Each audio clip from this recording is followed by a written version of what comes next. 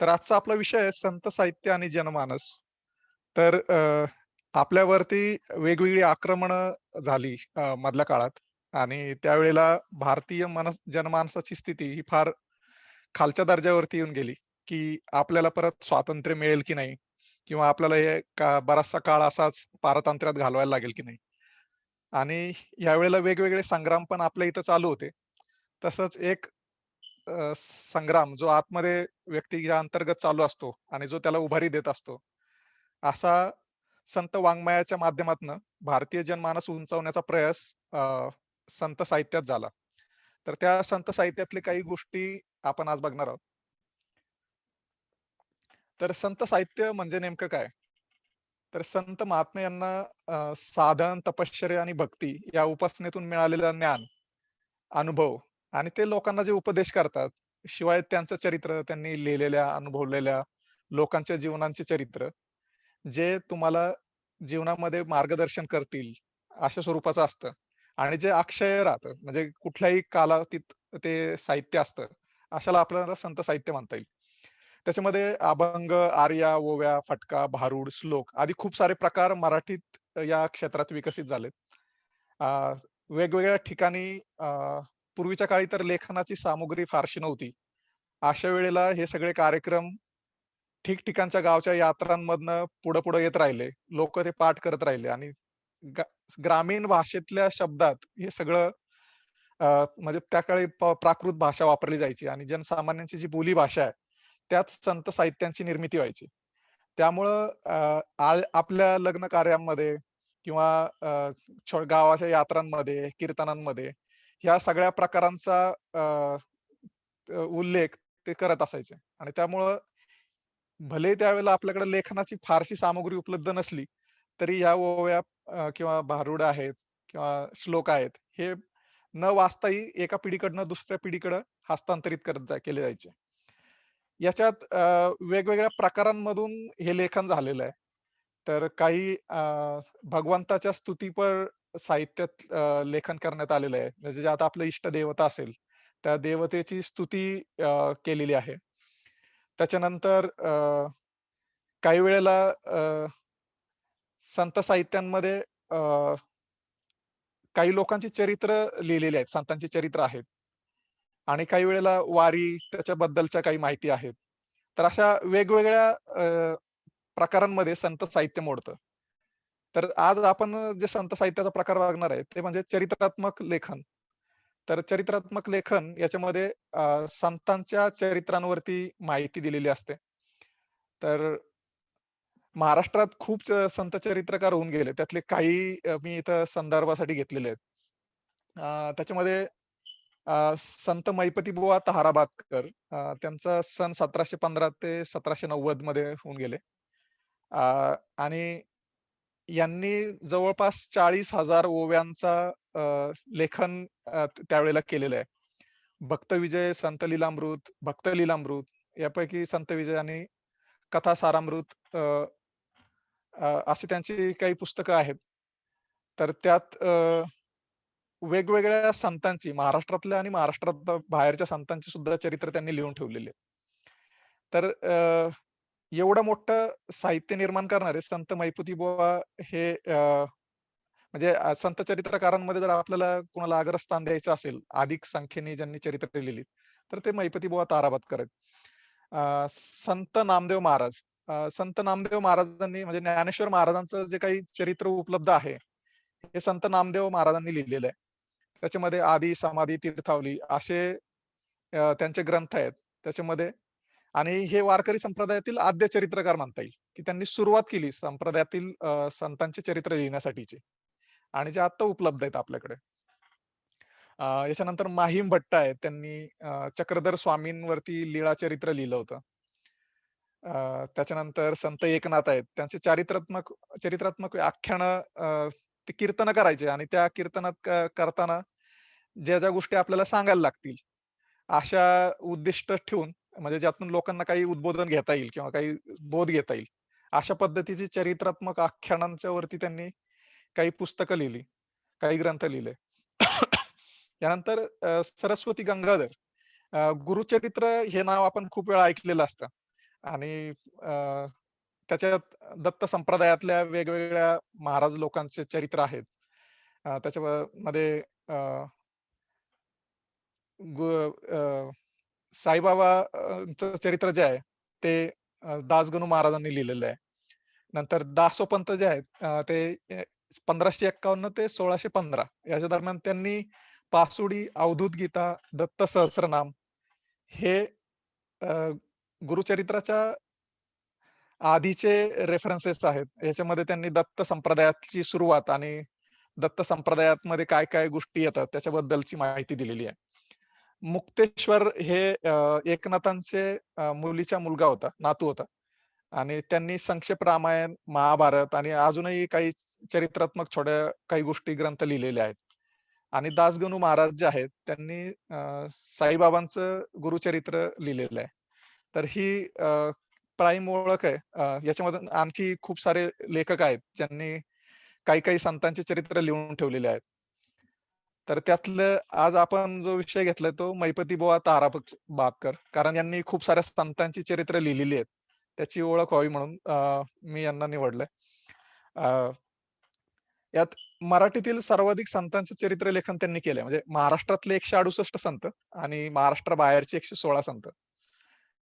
अ, त्यांच्या जीवनातली प्रेरणा त्यांना म्हणायचं संत जीवनात खूप सारे जीवनमूल्य, नीतिमूल्य मूर्त झालेले असतात. म्हणजे त्यांच्या जीवनाकडे जरी आपण बघितलं, तरी नीतिमूल्य म्हणजे काय हे सामान्य माणसाला सहज समजतं. आणि त्यांचे जीवनाचा आदर्श जो आहे हा समाजासमोर असेल, तर त्याच्यात समाज त्यांच्या जीवनात आपल्याला पाहू शकेल. त्यामुळं ती प्रेरणा समोर ठेवून महिपती बुवांनी संत चरित्र लिहायला सुरुवात केली. त्यात कविवर्य मोरोपंत म्हणतात, की संत कथेला कामधेनूची उपमा आहे. कामधेनू काय आपण जे मागू त्याच्याकडे ते आपल्याला देते. तसं संत चरित्र जर आपण वाचले, तर आपल्याला जीवनात ज्या-ज्या गोष्टी अपेक्षित आहेत, त्या गोष्टी आपल्याला मिळतात. स तसं पद्धतीचं आपल्याला संत चरित्र म्हणता येतील. सोमतीने नाही आता याच्यात महिपती महाराजांनी अ, वेगवेगळ्या त्यांची हे चरित्र लिहिताना स्थिती काय होती किंवा त्याचा उद्देश काय होता? तर यात काही वेळेला असं होतं, की बरेचसे हे ग्रंथ वाचताना असं वाटतं, की हे यात चमत्कार बऱ्यापैकी आहेत आणि मग ते खरेच असतील की नाही. तर यात महिपती बुवांनी असं लिहिलंय, की "मी केवळ निमित्त मात्र आहे. स्वतःच्या बुद्धीने काही लिहिलेलं नाहीये." आणि हा हृदयातला भक्तिभाव जागृत ठेवून त्यांनी ग्रंथांची रचना केली आहे. तर ते म्हटलेत, की "म्हणाल निज बुद्धीने त्वरित, आपुले मतीने रचिला ग्रंथ, तरी तैसे नवेजी निश्चित, विकल्प चित्तीने धरावा." त्यांचं असं म्हणणं आहे, की हा ग्रंथ वाचताना तुम्ही असं समजू नका, की मी माझ्या बुद्धीने हा ग्रंथ लिहिलाय. तर तो पांडुरंगाच्या इच्छेने आणि त्याच्या आज्ञेवरनच मी लिहिलेला आहे. आणि याच्यात महिपती बुवांनी बरेचसे संदर्भ गोळा करून ते लिहिलेलं आहे. संत चरित्र सामान्य माणसाला धीर देतात. संतांची चरित्र जर आपण ऐकली, तर त्यात कटुतम अनुभव संतांच्या समोर आलेले असतात आपल्याला पाहायला भेटतात. ज्याच्यामध्ये ज्ञानेश्वर महाराजांचं जर उदाहरण घेतलं, तर त्यांना संन्याशीची पोरं म्हणून हेटाळणी केली गेली. नंतर त्यांच्या आई-वडिलांना देहांत प्रायश्चित्त दिलं. नंतर ती 4 भावंड दारोदार भटकत राहिले. ह्या सगळ्या स्थिती जर आपण त्यांच्या आयुष्यात आलेल्या पाहिल्या, तर त्यांना एवढ्या गोष्टीत संकटात राहून सुद्धा त्यांनी स्वतःचा विकास आत्मोत्थान करून घेतलं. त्यांना स्वतःची जीवनाचं ध्येय सापडलं. तर आपल्याला का सापडणार नाही? आणि आपल्या जीवनात मग तेवढ्या खरोखर कठीण गोष्टी आहेत का? तर नाहीयेत. तर ही चरित्र ऐकल्यानंतर जे अधीर लोक आहेत, म्हणजे जे धीर सोडून देतात लवकर, तर ती लोकांनाही धीर वाटायला लागतो. आणि ते समजतात, की थोराथोरांच्या अशा गोष्टी आहेत. म्हणून आपण काही संकट काळात आपला निश्चय टाकू नये. अशा पद्धतीचं आपलं मन तयार होतं. तर असं ह्या संत चरित्रांचं महात्म्य आहे. मराठी भाषेतच का त्यांनी या सगळ्या गोष्टींची निर्मिती केली? तर ते मैपती बुवा सांगतात, की "तो कळीचा प्रतुर भावे करुनी, प्राणियासी न कळे संस्कृत वाणी. कुग्राम वस्तीसी राहिले प्राणी, तेथे पंडित कोणी असेना."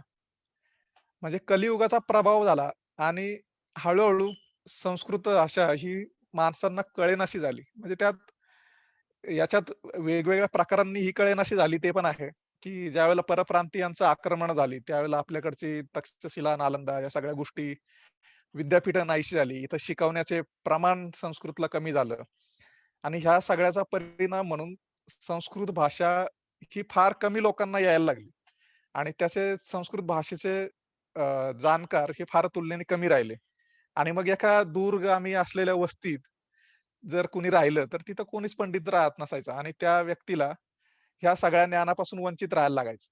त्यामुळं आपल्या प्राकृत भाषेत, तिथे मराठी भाषेत, जी सर्वसामान्यपणे बोलली जाते, अशा भाषेतच त्यांनी त्या ग्रंथांची निर्मिती केली. तर ह्या संतांच्या चरित्रांच्या निर्मिती मागची काय त्यांनी का केली? तर "सुरस निरूपण ये ग्रंथी, तेने अज्ञानाची पुरे आरती. ऐकून या अध्यात्म संपत्ती, विरक्त मानेची चित्तात." तर हे सुरस आहेत हे ग्रंथ. हे वाचताना अनुभव येतो, की हे ग्रंथ आपल्याला वाचताना असं सरळ एका लयीमध्ये घेऊन जातात. त्या संतांच्या जीवनामध्ये घेऊन जातात. आणि त्यांच्या सोबत आपण राहतो असं हे पुस्तक वाचताना किंवा ग्रंथ वाचताना आपल्याला जाणवतं. आणि ते वाचता आपल्याला अज्ञान आपलं मावळायला लागतं. अज्ञान म्हणजे काय? या संसाराचा बोध होतो आणि आपल्याला अध्यात्म संपत्ती सापडते आणि विरक्ती आपल्या मनामध्ये येते. तर यासाठी संतांची चरित्र वाचणं फार महत्वाचं आहे. म्हणजे अ, आपण म्हणू की माया ही अज्ञान आहे. तर ते नाहीसं होण्यासाठी आपल्याला संत चरित्रांचा फार मदत होते. संत मैपतींचं संक्षिप्त चरित्र आहे. संत मैपती यांचं गाव ताराबाद. त्याला पहिलं वज्रवाडी म्हणत होते. त्यात 2 प्रवाद आहेत ताराबाद नाव येण्यामागे. एक तर ताहीर खान नावाचा एक सरदार तिथं होता. तर त्याच्यावरून ताराबाद नाव पडलं असं एक प्रवाद आहे. आणि तिथे ताराबाई नावाची एक राणी होती. तर मैपतीजींनी जे ग्रंथ लिहिलाय त्याच्यामध्ये उल्लेख केलाय, की त्या वज्रवाडीचं नाव ताराबाद हे कसं आलं? त्यांनी असं सांगितलं, की ताराबाई तिच्या नवऱ्याला पत्र लिहायची आणि त्यावेळेला अ, तिच्या आजूबाजूचा परिसर कसा आहे? म्हणजे तिच्या गावात राहायची. म्हणजे वज्रवाडी किंवा आजूबाजूच्या ताराबादच्या आजूबाजूला 8-10 गावं आहेत. तर ह्या सगळ्या वाड्या एकत्र असायच्या आणि त्या सगळ्यांचं नियोजन त्या ताराबाईकडे होतं. तर ती लिहायची, की तारा आबाद आहे. तर त्या तारा आबादवरनं ते ताराबाद झालं असंही एक प्रवाद आहे. तर त्यावेळेला महिपती बुवांकडं तिथलं कुलकर्णी पद होतं गावाचं आणि ते कचेरीमध्ये जाऊन कामकाज करायचे. हिशोब ठेवायचे, या सगळं काम त्यांच्याकडे होतं. आणि तिथं तो एक मुस्लिम सरदाराकडे होता. त्यावेळेला मुसलमानांचं राज्य होतं आपल्याकडं. नगर जिल्हा तरी बहुतांश काळ मुसलमानी राजवटीखालीच होता. तर तिथं ते काम करत असताना बऱ्याचदा त्यांना भक्ती उपासना करताना अडचण यायची. कारण एकतर इस्लामिक राजवटीच्या याच्यामध्ये हिंदूंचं खच्चीकरण कसं करता येईल हे पाहिलं जायचं आणि त्यांच्या उपासनेला कमी लेखलं जायचं. उदाहरण द्यायचं झालं तर नमाज 5 वेळा पडायची, पण यांचं नमस्काराला मात्र गांभीर्य द्यायचं नाही. हा सगळा प्रकार आहे याच्या सगळ्या याच्यामध्ये. तर हे त्यांना तसंही जाणवत होतं आधी आणि एकदा सकाळी ते पूजा करत होते. कचेरीमध्ये काहीतरी अर्जंट काम आलं असेल किंवा नसेल, पण कचेरीतनं एक माणूस आला. तो महिपती बुवांना म्हणाला, की "तुम्हाला आत्ता यायला लागेल." महिपती बुवा म्हटले, "माझी पूजा चालू आहे. आता लगेचच्या लगेच मला येता येणार नाही. पूजा झाली की मी येतो." पण तो म्हटला, "नाही, नाही. आत्ता तुम्हाला आपल्या सरदारांनी बोलवलंय आणि तुम्हाला आत्ताच्या आत्ता हजर व्हायचा आदेश दिलेला आहे. मी तुम्हाला उचलून घेऊन जाणार." नाईलाजास्तव महिपती बुवा तिथून उठले आणि अ, ते कचेरीमध्ये गेले. कचेरीत जाताना त्यांना फार दुःख आलं. म्हणजे एकतर ते भावनिक संत मनस्थिती असलेले व्यक्ती होते. त्यांना ती गोष्ट फार रुतली, की मी देवाची, परमेश्वराची आराधना करतोय आणि त्यावेळेला मला ती अर्धवट सोडून जायला लागतंय त्याची उपासना करताना. ते अक्षरशः लिहिता-लिहिताच रडायला लागले त्या कचेरीमध्ये आणि त्यांचा मनाचा निश्चय झाला, की जो जगाचा नियंता आहे, जगाचा मालक आहे, त्याची सेवा करता येत नाही आणि मी इथं ही सेवा चाकरी करतोय. तर ती सेवा परमेश्वराची सेवा सोडून मी हीच सेवा करतोय आणि इथं मला बंधनं येतायत. तर त्यांनी त्यावेळेला रडता-रडताच त्यांचा राजीनामा लिहिला आणि तो त्या सरदाराकडे देऊन टाकला. आणि ती लेखणी सोडून दिली. त्याच्यानंतर घरी आल्यावरती त्यांनी काय करावं आता याच्यावरती त्यांचं मनन गहन चिंतन चालू होतं. तर त्यांना असं वाटलं, की संत आणि परमेश्वर म्हणजे साधक आणि साध्य हे दोघंही महत्त्वाचे घटक आहेत. तर परमेश्वरावरती बऱ्याच जणांनी लिहिलेलं आहे. पण त्या परमेश्वरापर्यंत पोहोचायचं कसं? ती लोकं पोहोचली कशी? याचं चरित्रात्मक लिखाण करायचं त्यांच्या मनात आलं आणि त्यांना एक दृष्टांत पण घडला. संत तुकाराम महाराज त्यांच्या स्वप्नामध्ये आले आणि त्यांनी संत महिपती बुवांना स्वप्नात दृष्टांत दिला, की तुम्हाला हे काम करायचंय, संत चरित्र लिहायचं. आणि त्याच्यानंतर मग महिपती बुवांनी हे संत चरित्र लिहायला सुरुवात केली. त्याच्यानंतरच्या त्यांच्या बऱ्याचशा आयुष्यातल्या गोष्टी आहेत, की त्यांनी ते स्वतः एका संतांच्या सारखंच जीवन जगले. त्यांची पंढरीची वारी कधी चुकली नाही. त्याच्यानंतर ते गावोगावी कीर्तनं करायचे. एकदा दुष्काळ पडला. त्या दुष्काळात सगळीकडं आणि तो दुष्काळ 8-10 वर्ष टिकला. तर जवळपास सगळ्या गावातल्या आजूबाजूच्या लोकांची परिस्थिती भयानक बिघडली. खाय-प्यायला अन्न राहिलं नाही. आणि हे आधीचे कुलकर्णी असल्यामुळे यांच्याकडे बऱ्यापैकी संपत्ती होती. तर त्यावेळेला त्यांनी आपली सगळी संपत्ती या गोरगरिबांमध्ये लुटून टाकली. म्हणजे अक्षरशः तुम्ही माझ्या घरातनं जे काही हाताला लागेल ते घेऊन जा असं सांगितलं. हे घर लुटवणं त्याला म्हणतात. त्या प्रकारचं त्यांनी केलं. आणि त्याच्यानंतर मग ते एका सा सन अ, स स संतासारखं जीवन जगत राहिले. त्यांनी असा संकल्प केला होता, की 7 जनरेशन पर्यंत जर माझ्या पिढीत कुणी सरकारी नोकरी केली, तर तो निपुत्रिक होईल. असं त्यांनी भीष्म प्रतिज्ञा केली होती आणि त्यांच्या 7 पिढ्या या कुणीही सरकारी नोकरीत काम केलं नाही. बरेचसे जण त्या गावात भिक्षाच मागत होते आणि त्यांचा उदरनिर्वाह करत होते. त्याच्यानंतर त्यांच्या काही अशी जी चमत्कारिक उदाहरणं जी असतात संतांच्या बाबतीत मुख्यतः इकडं आपण पाश्चात्य देशांमध्ये पाहिलं तर जे चमत्कार करतात त्यांनाच संत मानतात. त्यांची डिग्री द्यायची, संत म्हणून डिग्री द्यायची एक ती पद्धत आहे, की 3-4 तुम्ही जर चमत्कार केलेले असतील, जसं मदर तेरेसांनी पण काही चमत्कार केले असं म्हटलं जातं आणि मग त्यांना संत म्हणून दिलं जातं. तसं आपल्याकडे काही तो प्रघात नाहीये. पण जे काही त्यांच्या आयुष्यात काही चमत्कार झाले महिपती बुवांच्या, पण सर्वात मोठा त्यांनी केलेला चमत्कार म्हणजे संत महिपतींनी लिहिलेली ही संतांची चरित्र. किती जणांची चरित्र लिहिली असतील संत महिपती बुवांनी? तर 164 महाराष्ट्रीयन संत आणि 116 महाराष्ट्राबाहेरचे संत, एवढ्या जणांची संत चरित्र महिपती बुवांनी लिहिली. अ, मध्यंतरीच्या काळात मी एका बैठकीत तुकाराम महाराजांचे वंशज जे आहेत, शिवाजीराव मोरे त्यांना भेटलो होतो. आणि मी ओळख करून देताना त्यांना असं सांगितलं, की मी तारावादचा आहे, संत महिपती बुवांच्या गावचा. तर त्यावेळेला त्यांनी सांगितलं, की तुकाराम महाराजांचं जे काही जीवन आम्हाला माहिती आहे किंवा जे काही अधिकृत चरित्र आम्ही म्हणतो, ते म्हणजे महिपती बुवांनी लिहिलेलं चरित्र आहे. म्हणजे जे ऑथेंटिसिटी आहे या सगळ्या याला चरित्राला, ती महिपती बुवांनी लिहिलेल्या चरित्रातनं भेटते. म्हणजे बहुतांश संत चरित्र जी उपलब्ध आहेत आता आपल्याला किंवा पाहायला मिळतात किंवा हे संत होते ही माहिती मिळते. याच्यामागे महिपती बुवांचा खूप मोठा हात आहे. योगदान आहे. तर त्यांच्या काही ग्रंथांचं नावं इथे मी लिहिलीत. म्हणजे आपल्याला याच्यापैकी कुणाला इंटरेस्ट असेल तर आपण ही वाचू शकता. यातली काही ऑनलाईन पण उपलब्ध आहेत. भक्त विजय ग्रंथ हा 57 अध्यायांचा आहे. 9,916 ओव्या आहेत. आणि नामदेव, ज्ञानदेव, दामाजी, संत भानुदास, एकनाथ, तुकाराम, बोधलेबुवा, गणेशनाथ यातली काही नावं आपण ऐकलेली पण नसतील. तर त्यांच्या चरित्रकथा आहेत. संत लीलामृत ग्रंथ आहे. तो 35 अध्यायाचा 5,059 ओव्या. याच्यामध्ये नाथ संप्रदायातील संतांची कथा आहेत. जालंधरनाथ, कानिफनाथ. वास्तविक महिपती बुवांचं जर हे बघितलं तर हे वारकरी संप्रदायातले. पण त्यांनी ज्ञानेश्वरांचा संदर्भ घेऊन ज्ञानेश्वर हे नाथ संप्रदायातले पण होते आणि नंतर ते वारकरी संप्रदायातले पण होते. म्हणजे ते जॉइंट होते ज्ञानेश्वर महाराज. दोन्ही मधलं बॉन्डिंग होतं. नाथ संप्रदाय आणि वारकरी संप्रदायातलं. तर महिपती बुवांनी नाथ संप्रदायांमधली संतांची पण काही चरित्र लिहिली. नंतर विठ्ठलदास देव मुरारी, जयमल्ल, पिपाजी, परशुराम, गोविंददास, चोखामेळा, तुलसीदास, सखू. इथं नावं कमी दिलीत कारण ती 200च्या वरती आहेत. भक्त लीलामृत ग्रंथ आहे. त्यात 51 अध्याय आहेत. 10,000 हा सगळ्यात मोठा ग्रंथ आहे त्यांचा, भक्त लीलामृत.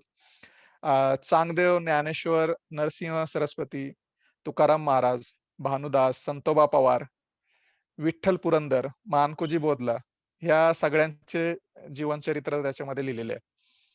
नंतर संत विजय ग्रंथ आहे. त्यात 26 अध्याय, 4,628 ओव्या. रामदास व बाबाजी गोसावी, जमाळ शाह, प्रेमानंद, बाई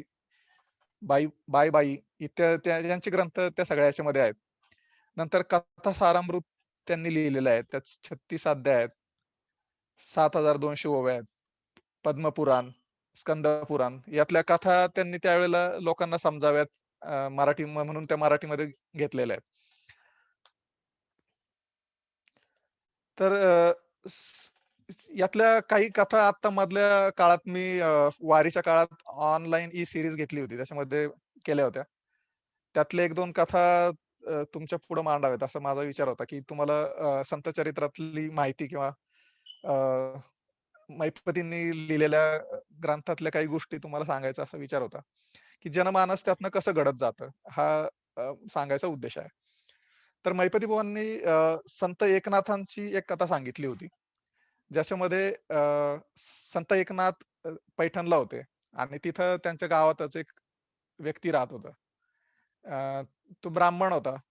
रोज आपली नित्यपूजा संध्या करत होता. एकदा नदीवरती गेला, त्याला नदीत एक परी सापडला आणि नंतर तो खूप आरामात जीवन जगायला लागला. त्याच्या घरची परिस्थिती सुधारली आणि पण ह्या सगळ्या याच्यामध्ये संसाराचं जे काय म्हणू आपण त्याला क्षणभंगुरता आहे ती दिसते. आपल्याला अनुभवाला येतं, की क्षणात आपल्याकडे सुख असतं, तर क्षणात दुःख असतं. हा संसार हा अनित्य आहे. म्हणजे याच्यात एक काळ कधी फार काळ टिकत नाही.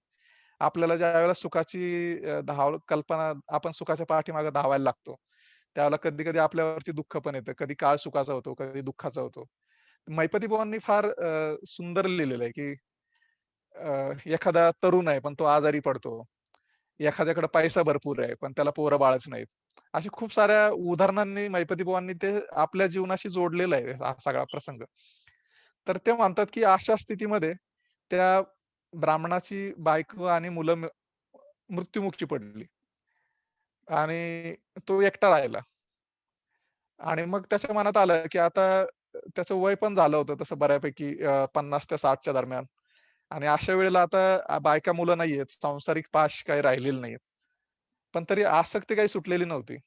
त्यावेळेला त्याच्या मनात आलं, की आता इथं बसून तरी काय करायचं? त्याऐवजी काही तीर्थांना जर प्रवास केला, तर तीर्थांच्या ठिकाणी पुण्य करून स्नान करून काही पुण्य आपल्या पदरी पाडून घ्यावं. म्हणून तसा विचार आल्या-आल्या तो विचार करायला लागला, की माझ्याजवळ जो परिस आहे, हा कुठे ठेवावा? मग ह्या परिसाचं आता काय करायचं? तो विचार करतो, की गावातल्या कुणाकडे ठेवावं, की ज्याला ह्या परिसराविषयी मोह उत्पन्न होणार नाही. मग त्याच्यासमोर नाव आलं, की एकनाथ महाराज. ते एकमेव व्यक्ती असे आहेत, की ज्यांना या परिसराचं काही फारसं घेणं-देणं नाहीये आणि त्या आपल्याला परत रिटर्न आल्यावरती तो परीस देतील सांभाळून ठेवून. म्हणून तो एकनाथांकडे येतो आणि एकनाथांना तो परीस देतो. परीस एकनाथ घेतात आणि आपल्या तिथल्या आसनाच्या खाली ठेवून देतात. ते म्हणतात, "हा कसला दगड आहे का?" तर ते म्हणतात, "हा दगड नाहीये. हा परीस आहे म्हणे आणि याने सोनं होतं." मग त्यांनी काही लोखंडाच्या पीसला दगड लावून दाखवला, सोनं होतं. एकनाथ म्हणे, "ठीक आहे." मग त्यांनी म्हणून तो त्या आसनाखाली टाकून दिला. नंतर अ, तो माणूस यात्रेला निघून गेला आणि 2 वर्षानंतर परत गावात आला. आल्या-आल्या पहिल्यांदा घरी न जाता तो एकनाथांकडे झाला आणि पण एकनाथांनी त्याला विचारलं, की "काय बाबा कसा आहेस? प्रवास कसा झाला? तीर्थ कशी झाली?" असे इकडचं-तिकडचं बोलून ते परिसराच्या संदर्भात काही बोलले नाहीत. या माणसाला आतनं संकोच झाला, की महाराजांना आता डायरेक्ट कसं विचारायचं? पण तो घरी आला ह्या सगळ्या गोष्टी ऐकल्यानंतर, सगळ्या त्यांना गप्पा मारल्यावरती. पण त्याला रात्री काही झोप लागली नाही. तो म्हणायला लागला, की महाराज असं का केलं असेल त्यांनी, की मला तो परीच दिला नाही? त्यांना आठवण राहिली नसेल का? काय झालं असेल? असा दिवस रात्रभर तो तळमळत राहिला आणि सकाळी लवकर उठून अंघोळ-बिंघोळ करून पहिलं एकनाथांच्या घरी हजर झाला. आणि परत एकनाथजी काय बघितलं तीर्थात वगैरे अशाच गप्पा मारायला लागले. शेवटी न राहून याने विचारलं, की "अहो, ते ठीक आहे, मी सगळा माझा प्रवास उत्तम झाला. पण मी तुमच्याकडे एक परिसाचा तुकडा दिला होता. तो अ, मला द्या की." मग त्यावेळेला एकनाथांना आठवलं, की "अरे हो, यांनी 2 वर्षापूर्वी आपल्याला एक परिसाचा तुकडा दिला होता आणि तो आपण त्या आसनाखाली ठेवून दिला होता." मग ते म्हणाले, की "आपण त्या आसनाखाली ठेवला होता तिथं बघू." पण ते तिथं रोजचंच घराचं क्लीनिंग दर आठवड्याला जे व्हायचं त्याच्यात घराच्या अनावश्यक वस्तू आहेत, त्या सगळ्या उचलून केर-कचरा, ते सगळं जे आहे गोष्टी निर्माल्य जे आहे, ते सगळं नदीला नेऊन टाकायचे. तर निर्माल्य नदीत टाकलं त्याच्याबरोबरती त्या निर्माल्याबरोबरती हा दगड पण नदीत गेला असेल. आता काय करायचं? तो माणूस खूप चिंतित झाला. तो म्हटला, "बाबा माझ्या सगळे बायका, पोरं सगळे गेलेले आहेत. मी एकटाच आहे. फक्त मला त्या परिसाची अपेक्षा होती म्हणून अ, मला हे करायला लागलं. मी इकडे परत रिटर्न आलो. नाहीतर मी तिकडच तीर्थाच्या ठिकाणीच माझा मृत्यू पण झाला असता तरी चाललं असतं. त्या एका अपेक्षेने मी आधी इथं आलो होतो आणि तुम्ही एकमात्र व्यक्ती होते म्हणून मी तुम्हाला तो दिला होता सांभाळायला." त्यावेळेला एकनाथ म्हटले, "ठीक आहे, काही हरकत नाही. तुम्ही एवढं चिंतित होऊ नका. आपण नदी किनारी जाऊ आणि तिथं असेल म्हणे तो दगड. तुम्ही चिंता नका करू." आणि असं म्हणून एकनाथ महाराज त्याला घेऊन त्या नदीच्या काठावरती येतात आणि अ, देवाची प्रार्थना करतात आणि नदीतनं 4 गोटे घेऊन वर येतात. यांनी बारीक खिळे वगैरे अशा गोष्टी नेलेल्या असतात लोखंडी, की ज्या टेस्ट करायला, की हा पर्टिक्युलर दगड जो आहे तो परिचित आहे की नाही. मग तो एक-एक गोटा त्या 4 गोट्यांमधला घेतो आणि प्रत्येक लोखंडी वस्तूला स्पर्श करतो. आणि आश्चर्य म्हणजे त्या 4ही कुठलाही दगड लावला तरी ती गोष्ट सोन्याची व्हायची. म्हणजे 4ही परीस होते. त्यावेळेला तर त्या माणसाला 4ही गोष्टी दगडांच्या हे वाटायला लागली, की 4ही दगड महाराजांनी मला द्यावेत. तर त्यावेळेला महाराज त्यांना म्हणतात, एकनाथ महाराज, की "तुम्ही फक्त तुमचा आहे तो घ्या. बाकीचे या नदीत सुरक्षित राहतील." म्हणून महाराजांनी परत ते नदीत टाकून दिले. गोष्ट छोटी आहे, पण याच्यातनं सहजपणे मानवी जीवनात येणाऱ्या आपत्ती, तिथं तुम्ही कसं वागावं, कसं राहावं, याच्या संबंधीचे उपदेश आहेत. म्हणजे ज्याला परमेश्वर प्राप्ती करायची आहे, त्याच्या दृष्टीने हे सगळं किती म्हणजे परीस असेल, तरी तो माती मोल आहे किंवा अ, माणसाच्या अपेक्षा किती वाढत चालतात, की आता मला राहिलं काही नाहीये. माझं आयुष्य उताराला लागलंय आणि तरी मी परीसाची अपेक्षा करतोय. एक आहे तरी अजूनही दुसऱ्याची अपेक्षा करतोय. ही मानवी जीवनाची ओढाताण पण त्याच्यात दिसतीये. पण त्यातनं एक छान संदेश पण आहे, की ह्या सगळ्यातनं बाहेर पडून तुम्ही संतांच्या जीवनातल्या गोष्टींसारखं आचरण करा. हळू आपला मोह त्यागायला लागा. असं ही गोष्ट आहे. अशा खूप साऱ्या गोष्टी आहेत, ज्याच्यातनं एक-एक मूल्य शिक्षणाचं आपल्याला भेटत राहतं. दुसरा प्रसंग आहे तो तुकाराम महाराजांचा आहे आणि ही चरित्र का वाचायची? तर ही चरित्र वाचण्यामागे जर आपण ती वाचली नाही, तर काही लोकं आपल्याला अर्धवट माहितीच्या आधारे गुमराह करू शकतात. म्हणजे फसवू शकतात.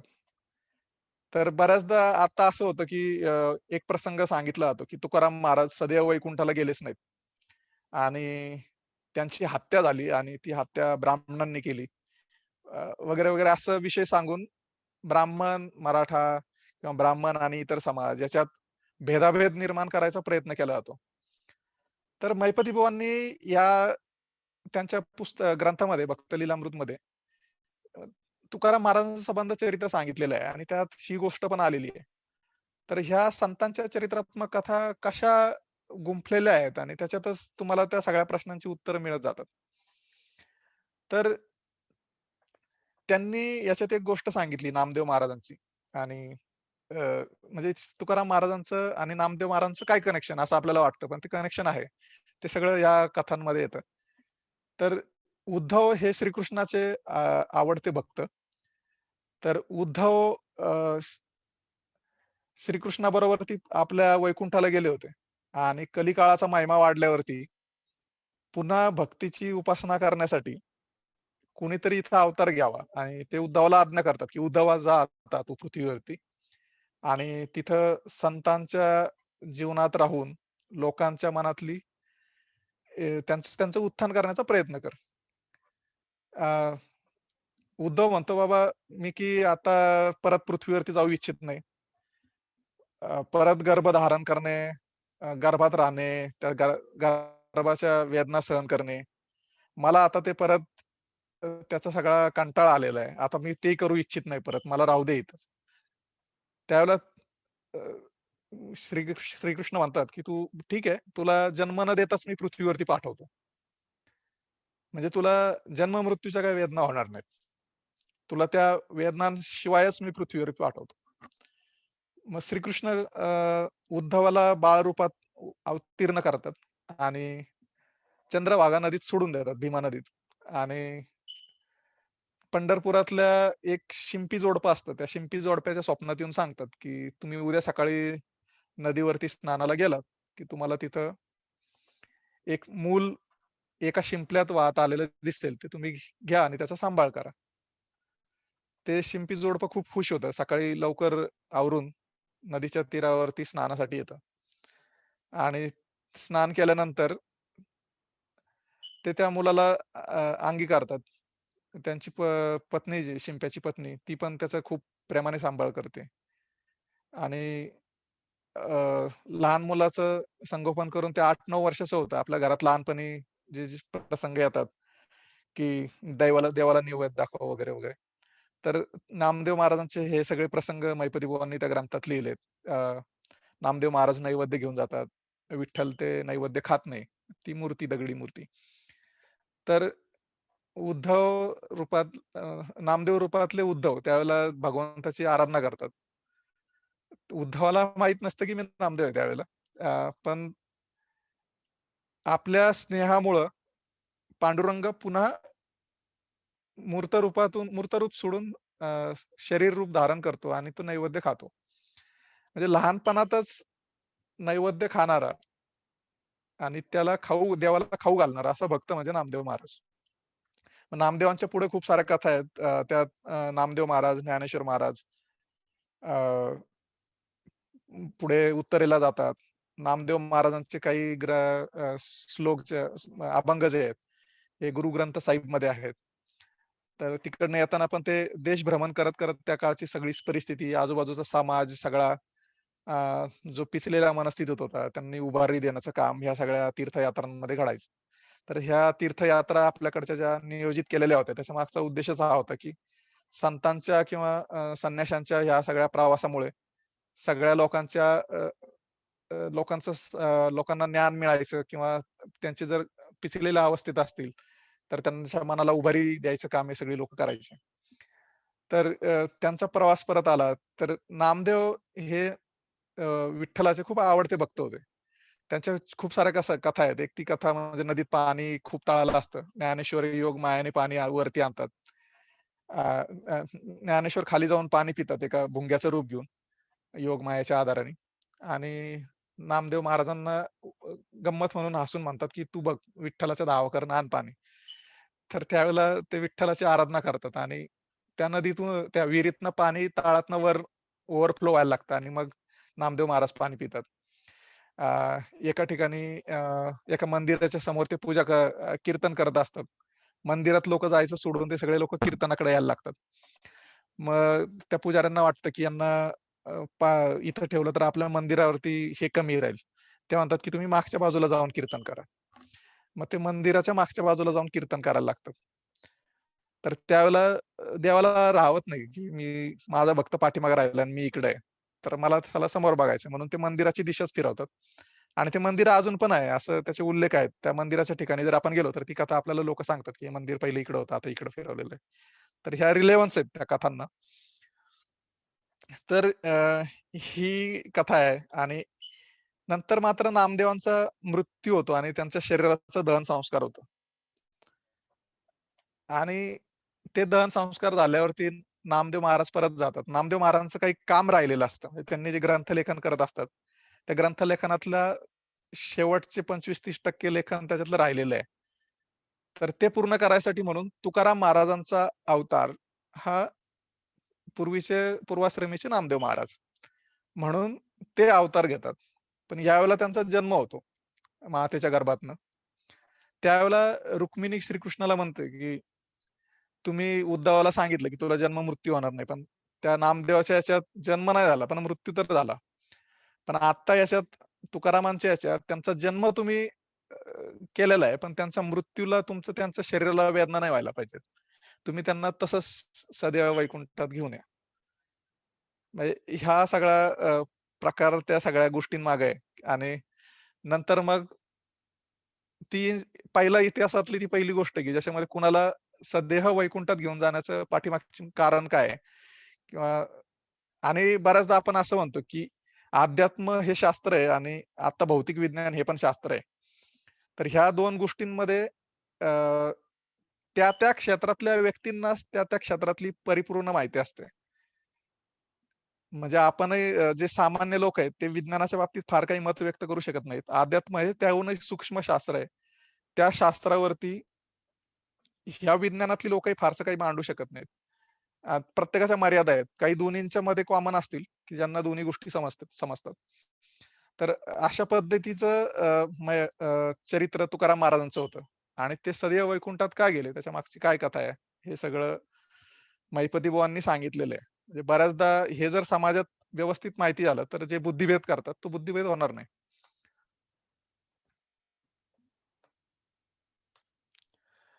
संत वाङ्मयाचा जागतिक प्रभाव झाला का? अ, तर इथं रेफरन्स म्हणून मी 2च गोष्टी मिळाल्या मला. आज जरा गडबडीत होतो. तर जस्टिनी अबॉट यांनी संत महिपतींनी लिहिलेल्या स्टोरीज ऑफ इंडियन सन्स त्याचं इंग्रजीत भाषांतर केलेलं आहे. भक्त लीलामृत, संत लीलामृत आणि जस्टिन अबॉटची खूप सारी पुस्तकं आहेत स्टोरीज ऑफ इंडियन सन्समध्ये. आणि ह्या पुस्तक विक्रीतनं जस्टिन अबॉटला खूप पैसे पण मिळाले, मान-सन्मान पण मिळाला. नेब्रास्काचे आहेत ते जस्टिन अबॉट. पुणे युनिव्हर्सिटीमध्ये ते अभ्यासाला आले होते. तिथं जी.एन. गोडबोले आणि जस्टिन अबॉट अ, या दोघांनी स्टोरीज ऑफ इंडियन सायन्स वरती काम केलं. हे पादरी होते. अ, धर्मप्रसारक होते. ख्रिश्चन धर्मप्रसारक जस्टिन अबॉट. तर त्यांच्या जीवनाच्या त्यांची एक लास्ट विल आहे. ती ऑनलाईन आपल्याला इंटरनेटवरती सापडेल. जस्टिन अबॉटची. जस्टिन अबॉटनी त्यांच्या लास्ट विलमध्ये असं लिहिलंय, की मला जमिनीत गाडू नका. मला भडाग्नी दिला जावा आणि माझ्या भडाग्नीची राख ही माझ्या बागेत विखरून टाकावी आणि मला पंचतत्वात विलीन करावं. असं त्यांच्या लास्ट विलमध्ये लिहिलेलं आहे. ही प्रेरणा त्यांना मिळाली संत महिपतींनी लिहिलेलं चरित्र आहे रामदास स्वामींचं आणि ती समाधी, तिथला सगळा जी परिसर आहे, ह्या सगळ्यांचा इम्पॅक्ट वरनं त्यांना त्यांच्या जीवनात त्यांची मृत्यूनंतर कशी स्थिती व्हावी, हा सगळा बोध आल्यासारखं वाटतं ते वाचल्यानंतर. अ, तर जस्टिन अबॉटने आणखी लिहिलंय, की त्यांनी जे काही पैसे निर्माण झाले होते त्यांना या सगळ्या पुस्तक विक्रीतनं मिळाले होते. ते सगळे त्यांनी परत भारतातल्या वेगवेगळ्या वारकरी सांप्रदायिक संस्था आहेत किंवा ज्या संस्था काम करतात संत साहित्यावरती. त्यांना बऱ्याच ठिकाणी त्यांनी त्यांचे जे निधी होता, तो निधी वाटून टाकला. म्हणजे आपल्या वारसांना देण्याऐवजी त्यांनी बऱ्याचशा संस्थांना ते पैसे दिले, ज्यात संत साहित्याची निर्मिती नंतर होत राहील. आणि मग बाकीचे आणखी खूप सारे आहेत रेफरन्स आपल्याला ऑनलाईन मिळतील, की ज्यांनी संत साहित्यांचा अभ्यास केला आणि अमेरिकेत ह्या पुस्तकाची लाखोंनी विक्री झालेली आहे. ते जस्टिन अबॉटने त्याच्या ह्याच्यात लिहिलंय, की त्याच्या काही रिव्हिजन झालेल्या आहेत या पुस्तकांच्या. पण आपल्याला फारसं हे माहिती नाही, की खरोखर महाराष्ट्रातल्या संतांचं इकडं एवढा अभ्यास होतो. त्याच्यावरती काही लोकांनी पी पण केलेले आहेत. मधल्या काळात आम्ही महिपती महाराजांवरती एक विशेष अंक काढला होता. त्याच्यात अ, महिपती महाराजांवरती कुणी-कुणी काम केलंय, तर यासाठी आम्ही पुणे विद्यापीठात गेलो होतो. आणि संत वाङ्मय आणि त्याच्यावरती कुणी-कुणी पी केल्यात हे सगळं तिथल्या रजिस्टरमध्ये पाहत होतो. तर खूप साऱ्या जणांनी संत चरित्रातल्या वेगवेगळ्या गोष्टींवरती किंवा त्यातल्या ओव्यांवरती सुद्धा काही जणांच्या पी-एच-डीज आहेत. तर हे सगळं साहित्य त्या काळात निर्माण करून ठेवलेलं आहे. त्याचा रिलेव्हन्स आज पण लागतो.